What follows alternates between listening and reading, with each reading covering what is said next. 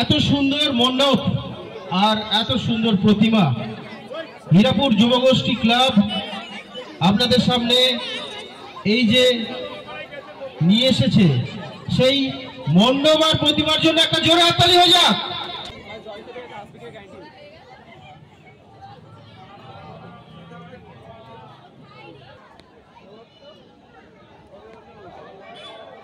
আচ্ছা, আমি সেই খরগোশ আর কচ্ছপের গল্পটা বলেছিলাম, এখনো কিন্তু গল্পটা শেষ হয়নি। গল্পটার অংশটা আবার একটু বলি আপনাদের। খরগোশ একবারে লম্বা দৌড়ে পৌঁছে গেল সেই জায়গায়। কি হলো, গল্পটা কি আপনার শেষ হয়নি? গল্পটা কি বলবো? কারা শুনতে চান? তাহলে চলো।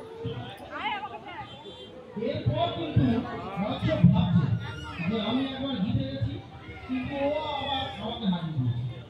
আমাকে একটা কিছু বুদ্ধি বার করতেই হবে,